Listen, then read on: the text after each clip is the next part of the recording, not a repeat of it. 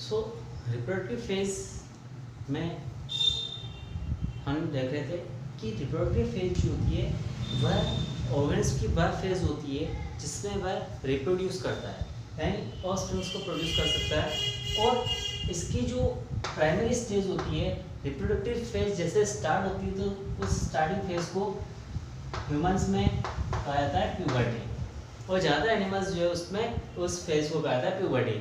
जो स्टार्टिंग है reproductive phase की उसको प्यूबर्टी कहा जाता है। अब जो रिप्रोडक्टिव फेज है ये डिफरेंट ऑर्गेनिज्म में इस रिप्रोडक्टिव फेज के डिफरेंट तरीके मिलते हैं, डिफरेंट फॉर्म्स मिलती है। इसमें पहला है नियोटेनी एंड पीडोजेनेसिस, या नियोटेनी और शाव की जनन। अब नियोटेनी क्या है और पीडोजेनेसिस क्या है? Neoteny that means retention of larval organs even in adults. जो एडल्ट्स है उन एडल्ट्स में भी लार्वा के जो फॉर्म्स है या लार्वल जो ऑर्गन्स है उनका रहना, यह कहलाता है नियोटेनी। या इसको हम अदर वर्ड में लें तो हम कह सकते हैं presence of larval organs in adults, और इसी को हम अगर अदर वर्ड में कहें तो रिप्रोडक्शन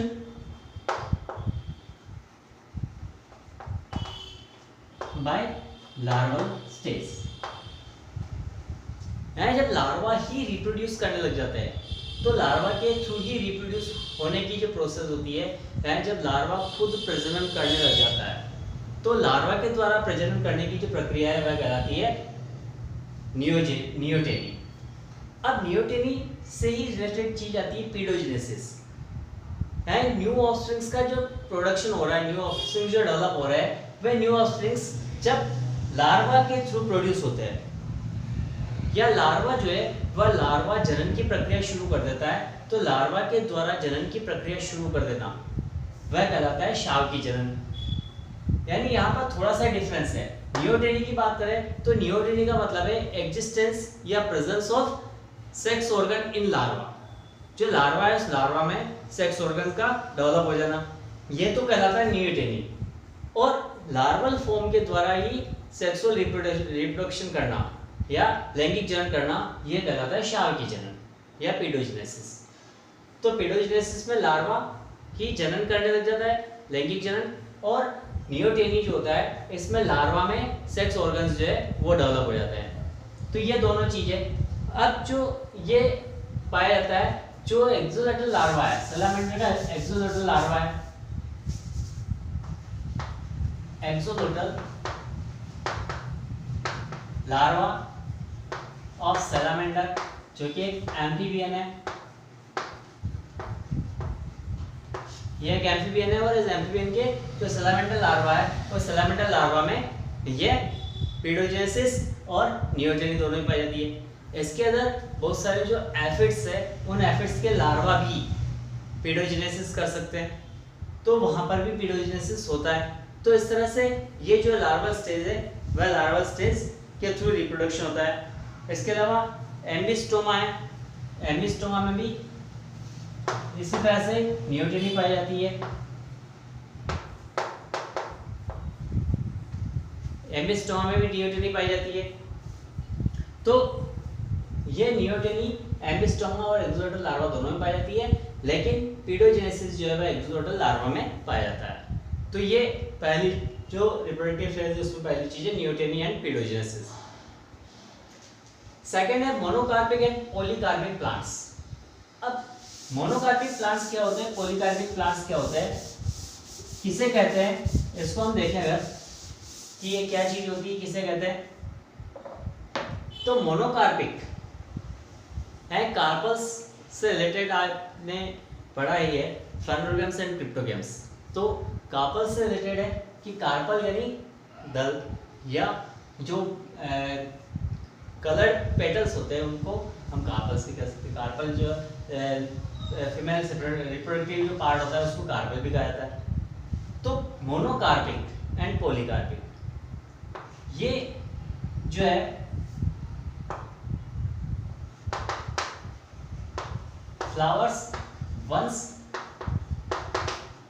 cycle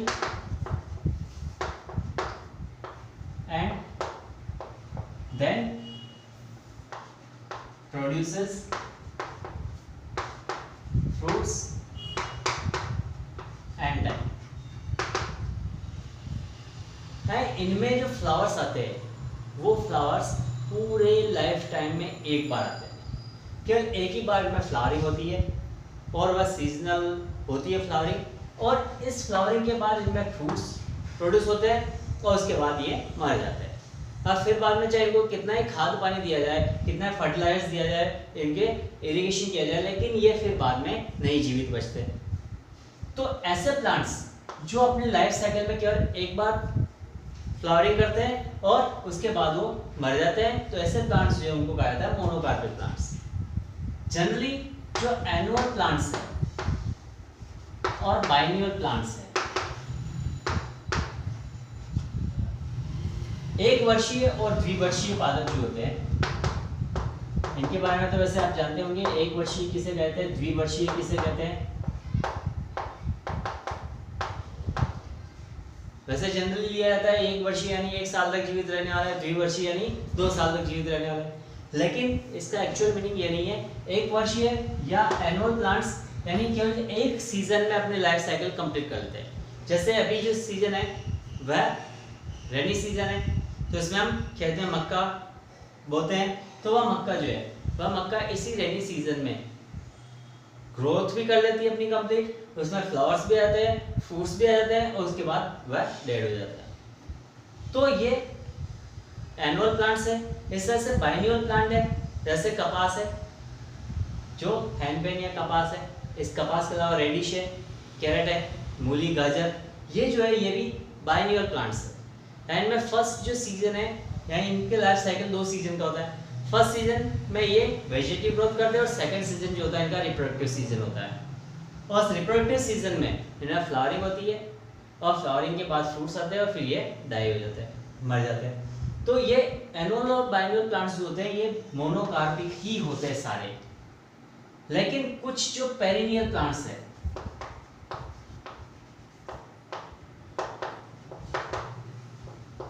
उन पेरिनियल बहुवर्षीय पौधे जो होते हैं उन बहुवर्षीय पौधों में भी कुछ पौधे मोनोकार्पिक होते हैं।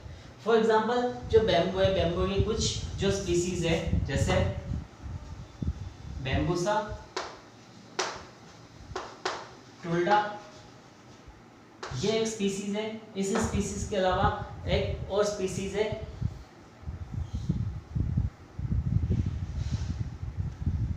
मेलोकाना, मेलोकेना, बैम्बूसॉइडी,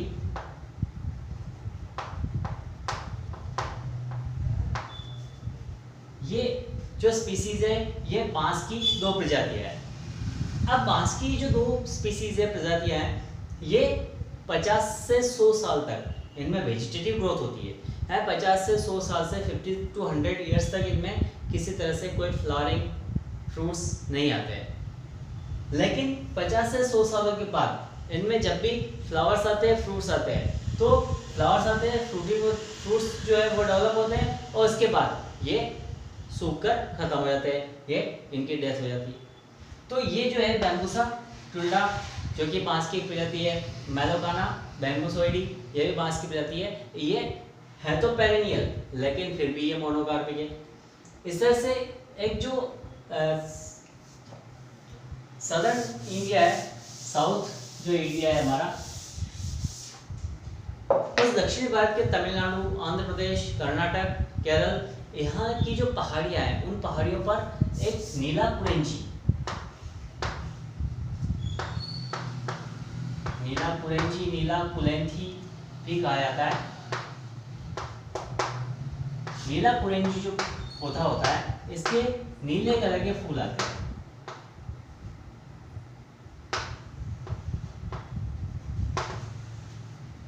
नीले कलर के काफी सुंदर फूल आते हैं और पिछली बार ये 2006 में अक्टूबर में 2006 में इसमें फ्लावरिंग हुई थी।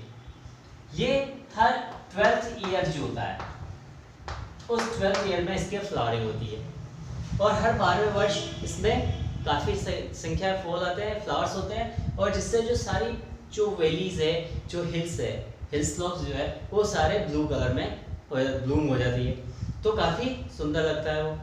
जो इसका अगर बायोलॉजिकल नेम देखा जाए तो स्ट्रोबिलस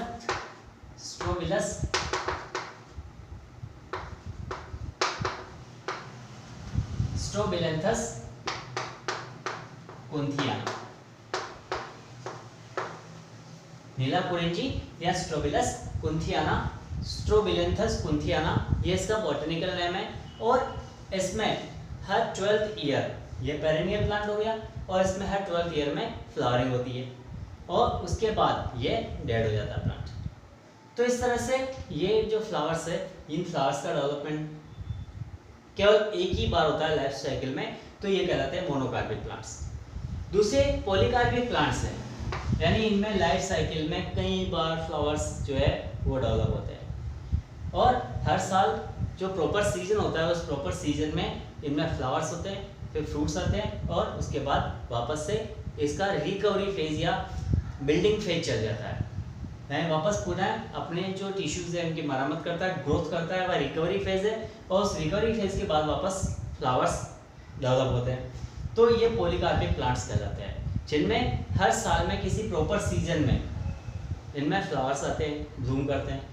जैसे इसमें भी कुछ है जिनमें पूरे ईयर लॉन्ग फ्लावर्स प्रोड्यूस होते हैं, जैसे हिबिस्कस रोजा साइनेंसिस है, या हम कहें तो चाइना रोज है। गुड़हल का जो फूल होता है वह गुड़हल के फूल में पूरे साल भर, गुड़हल का पौधा जो होता है उसमें पूरे साल भर फूल आते हैं, फ्लावर्स होते हैं।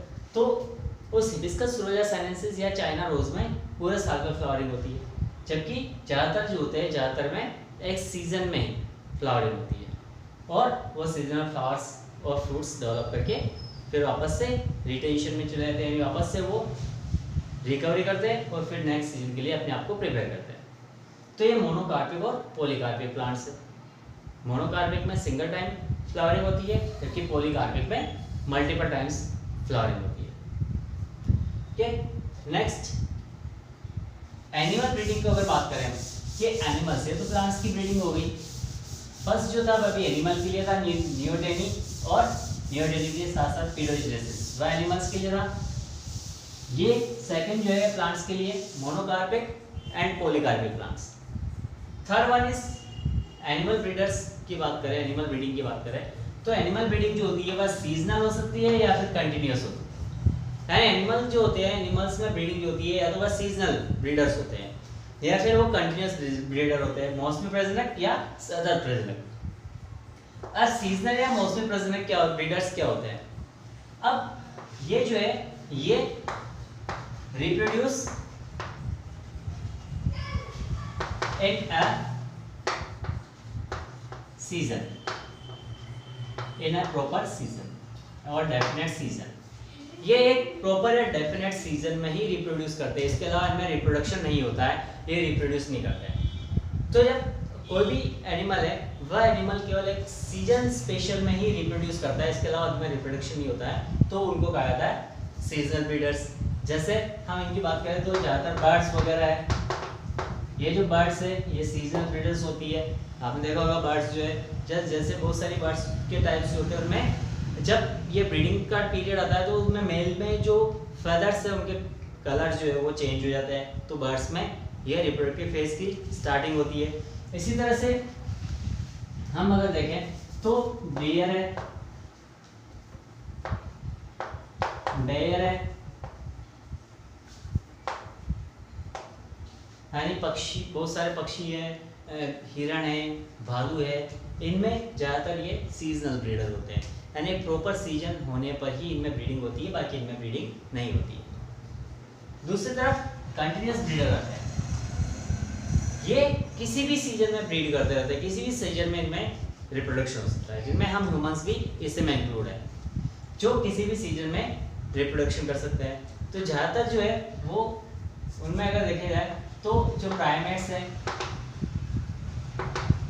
ये प्राइमेट्स किसी भी सीजन में रिप्रोड्यूस कर सकते हैं। इसके अंदर काउज है, यानी जितने भी कैटल्स है हमारे जो पालतू पशु है वो भी कंटिन्यूअस ब्रीडर होते हैं। इसके अलावा माउस है, तो माउसेस भी जो है वह कंटिन्यूअस ब्रीडर होते हैं, सतत प्रजनक होते हैं, इनमें पूरे लाइफ टाइम ये साइकिल चलता रहता है।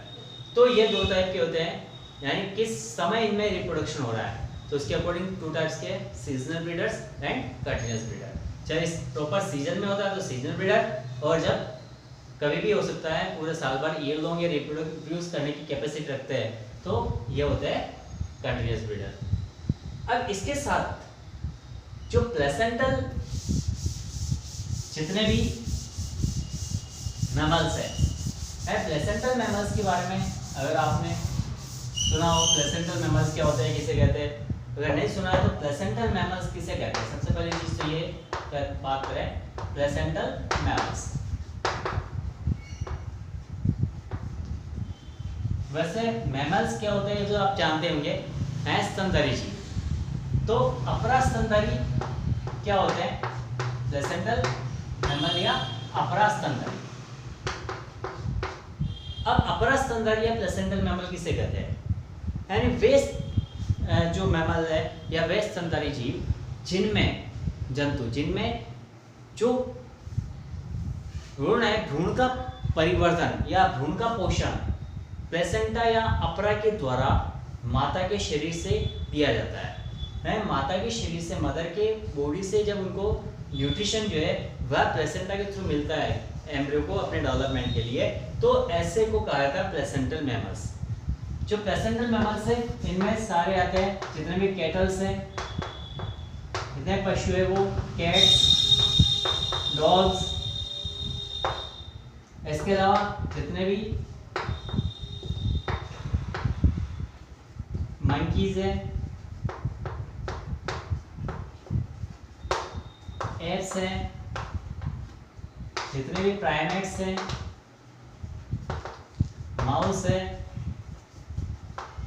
ये सारे जो है ये सारे प्लेसेंटल मैमल्स हैं, जिनमें पूर्ण विकसित शिशुओं का जन्म होता है, जिनमें माता के शरीर से पूर्ण विकसित शिशुओं का जन्म होता है, तो वे प्लेसेंटल मैमल्स कहलाते हैं। लेकिन इनमें जो मैमेलिया है, उन मैमेलिया में केवल यूथीरिया जो ग्रुप है, यूथीरिया जो क्लास है, उस यूथीरिया क्लास के ही प्लेसेंटल मैमल्स हैं। इसके अलावा प्रोटाथीरिया और मेटाथीरिया जो क्लास है उसमें प्लेसेंटल मैमल्स नहीं आते हैं, वहाँ पर नॉन प्लेसेंटल है। जैसे कंगारू है जो कि मेटाथीरिया में आता है, वहाँ पर कंप्लीट डेवलप्ड जो ऑस्प्रिंग है उसका डेवलपमेंट नहीं होता है, वह पार्शियल डेवलप्ड होता है और उसको फिर पाउच में रखा जाता है कंगारू के, और वहाँ पाउच में उसका फर्दर डेवलपमेंट होता है, तो वो नॉन प्लेसेंटल है। जबकि यूथीरिया के जितने भी है वह सारे प्लेसेंटल होते हैं, और ये अपने क्लासिफिकेशन में 11th क्लास में पढ़ा होगा, प्रोटोथीरिया, मेटाथीरिया, यूथीरिया। ठीक है, तो प्लेसेंटल मैमल्स जो है, उन प्लेसेंटल मैमल्स में जो ओवरीज, अंडाशय,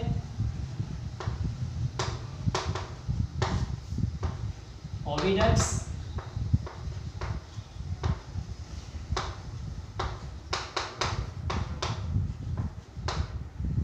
एंड यूट्रस,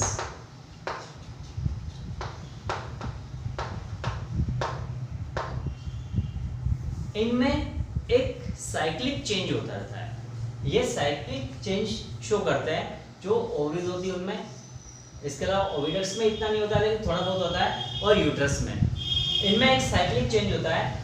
ये एक तरह से चेंजेस को शो करते हैं जो इनमें साइक्लिक होता है, निश्चित टाइम पीरियड के बाद ये वापस रीअकर होता है। तो ये जो साइक्लिक चेंज किस तरह से हो रहा है, इसके अकॉर्डिंग इनको दो पार्ट में डिवाइड किया गया है, oestrus cycle and menstrual cycle. ये दो साइकिल्स जो है ये इन ऑर्गेनिज्म में फ्लो करते हैं। अब जो एस्ट्रस साइकिल वाले हैं और मेंस्ट्रुअल साइकिल वाले में डिफरेंस क्या होता है, ये हम एक जो चार्ट है उस चार्ट के थ्रू देखते हैं।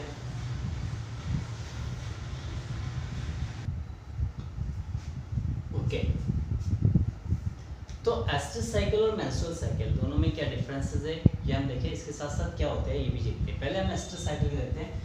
तो एस्ट्रस साइकिल प्रेजेंट होता है नॉन प्राइमेट, जितने भी नॉन प्राइमेट स्तनधारी है उन नॉन प्राइमेट स्तनधारियों में ही एस्ट्रस साइकिल देखने को मिलता है। जो प्राइमेट्स है, प्राइमेट्स में 4 आते हैं ह्यूमंस के अलावा,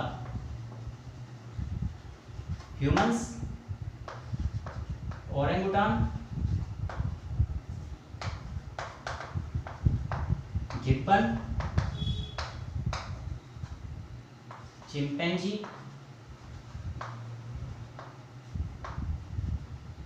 एंड गोरिल्ला, ये प्राइमेट्स में आते हैं। और इनके अदर जितने भी प्लेसेंटल मैमल्स हैं वो सारे नॉन प्राइमेट्स हैं। इसमें गिलहरी, चूहा, गाय, बिल्ली, खरगोश, बकरी जितने भी हैं वो सारे नॉन प्राइमेट्स हैं। जो नॉन प्राइमेट्स हैं उन नॉन प्राइमेट्स में चलता है एस्ट्रस साइकिल। इनके जो पीरियडिक चेंजेस होते हैं उन पीरियडिक चेंजेस को एस्ट्रस साइकिल कहा जाता है। अब एस्ट्रस साइकिल जो है, इस एस्ट्रस साइकिल की जो फ्रीक्वेंसी, उस फ्रीक्वेंसी के अकॉर्डिंग जो एनिमल्स है वह एनिमल्स या तो मोनोएस्ट्रस हो सकते हैं, या फिर बाइएस्ट्रस हो सकते हैं, या फिर पॉलीएस्ट्रस हो सकते हैं। फ्रीक्वेंसी क्या है? जो 1 ईयर का पीरियड है, उस 1 ईयर के पीरियड में जो एस्ट्रस साइकिल में कितनी बार अकर हो रहा है, इसके अकॉर्डिंग मोनोएस्ट्रस यानी पूरे साल भर में एक ही बार एस्ट्रस पीरियड आता है। दूसरे बाइएस्ट्रस, उन बाइएस्ट्रस जो एनिमल्स है उनमें, या फीमेल्स है, बाइएस्ट्रस फीमेल एनिमल्स जो है उनमें पूरे ईयर लॉन्ग 2 बार आता है। जो मोनोएस्ट्रस वाले उनमें हमने लिखा था जो पूरे सीजनल ब्रीडर्स होते हैं, जैसे डियर है, बियर है, उनमें पूरे साल भर में एक ही बार एस्ट्रस साइकिल होता है।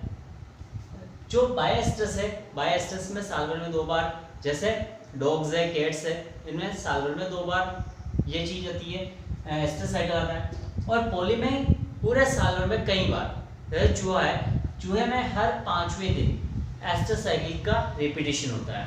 हर 5वें दिन वापस से वह रिप्रोडक्शन करने के लिए तैयार होती है, तो वहाँ पर वह पॉलीएस्ट्रस है। इसके अलावा जितने भी कैटल्स है उसके बारे में हमने बताया था, कंटीन्यूअस ब्रीडर्स जो है वो पॉलीएस्ट्रस में आते हैं, एस्ट्रस साइकिल वाले नॉन प्राइमेट्स जो।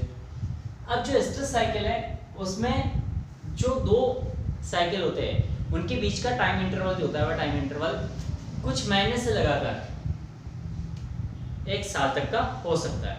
यानी यहाँ पर कुछ दिन, कुछ महीने या फिर 1 साल का गैप होता है 2 एस्ट्रस साइकिल के बीच में।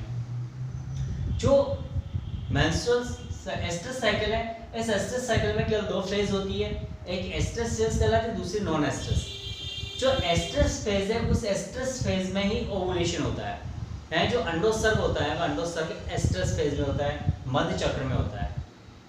जो मध्यकाल होता है उस मध्यकाल में जो फीमेल होती है उस फीमेल में सेक्स की तीव्र इच्छा या जो स्ट्रॉन्ग अर्ज है सेक्स की वह उसमें प्रोड्यूस होती है, और उसी समय वह जो मेल है उस मेल को रिसीव करने के लिए प्रॉपर्ली एग्री होती है। उसी समय वह मेल को एग्री करती है, रिसीव करती है, और उसी समय उनमें सेक्स की जो प्रोसेस है वह होती है। इसके अलावा इसमें किसी तरह का ब्लड लॉस नहीं होता है। जो इनर लाइनिंग है यूट्रस की, वह इनर लाइनिंग स्लोप्ड ऑफ तो होती है, यानी वह हटती तो है, लेकिन उस हटी हुई इनर लाइनिंग को वापस से एब्जॉर्ब कर लिया जाता है, और उसके वापस एब्जॉर्प्शन हो जाने से किस तरह से ब्लड और टिश्यूज का लॉस वहाँ पर नहीं होता है, यानी कोई ब्लीडिंग वहाँ पर शो नहीं होती है, और वहाँ पर विदाउट ब्लीडिंग के वो इजीली रहते हैं। इसके जो एग्जांपल्स है नॉन प्राइमेट्स जो मैमल्स है उनमें इसके एग्जांपल्स है नॉन प्राइमेट प्लेसेंटल मैमल्स। दूसरी तरफ मेंस्ट्रुअल साइकिल, ये ह्यूमन जो रिप्रोडक्शन है उसमें ये इसका डिटेल में वैसे मेंस्ट्रुअल साइकिल या रज चक्र जो है, इसका जो साइकिल होता है वह 28 डेज या एक लूनर मंथ, एक चंद्र माह का इसका टाइमिंग होता है। इसमें 2 फेज होती है, जबकि इसमें 3 फेज है। मेंस्ट्रुअल फेज, जो मेंस्ट्रुअल फेज है वह ब्लड सिक्रेशन की फेज होती है। सेकंड प्रोलिफरेशन, वापस से जो मेंस्ट्रुअल फेज से जो लॉस हुआ है उस लॉस का वापस से रिकवरी होती है प्रोलिफरेशन फेज में, और इसी प्रोलिफरेशन फेज के ड्यूरिंग ही वापस से ओवुलेशन होता है, और यहाँ पर ब्लड लास्ट में जो है वह सिक्रेशन फेज, वापस मेंस्ट्रुअल फेज का एंड जो है वह सिक्रेशन फेज कहलाता है। तो ये 3 फेज यहाँ पर होती है। यहाँ पर किसी तरह की स्ट्रॉन्ग अर्ज देखने को नहीं मिलती है सेक्स के लिए, कि सेक्स के लिए कोई स्ट्रॉन्ग अर्ज हो ऐसी कोई देखने को नहीं मिलती है। और यहाँ पर जो केवल एस्ट्रस साइकिल के दौरान ही सेक्स की परमिशन होती है, जबकि यहाँ पर मेंस्ट्रुएशन के दौरान सेक्स नहीं करने दिया जाता है फीमेल के थ्रू। यहाँ पर जो ब्लड लॉस होता है, क्योंकि जो टिश्यूज होते हैं वो टिश्यूज जब स्लो ऑफ होते हैं, जो इनर लाइनिंग होती है जब स्लो ऑफ होती है यूट्रस की, वह टूट फूट कर गिरती है, तो उस कंडीशन में उसका वापस रीएब्जॉर्प्शन नहीं होता है, और रीएब्जॉर्प्शन नहीं होने से वहाँ पर ब्लीडिंग होती है, ब्लड का लॉस होता है। ये प्राइमेट्स में, जो प्राइमेट्स है उन प्राइमेट्स में मेंस्ट्रुअल साइकिल होता है। तो ये रिप्रोडक्टिव फेज जो है किस तरह से एनिमल ब्रीडर्स में, एनिमल ब्रीडिंग में रिप्रोडक्टिव फेजेस चलती है, तो इसके बारे में हमने देखा।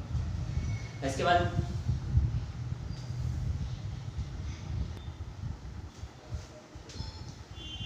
हम सेक्सुअल जो रिप्रोडक्शन है उसमें कौन कौन से इवेंट्स होते हैं, जैसे प्री फर्टिलाइजेशन इवेंट है या पोस्ट फर्टिलाइजेशन इवेंट है और फर्टिलाइजेशन, 3 इवेंट है। एक तो प्री फर्टिलाइजेशन इवेंट, उसमें गैमेटोजेनेसिस वगैरह होता है, और जो ट्रांसफर ऑफ गैमेट, ये 2 आती है प्री फर्टिलाइजेशन में।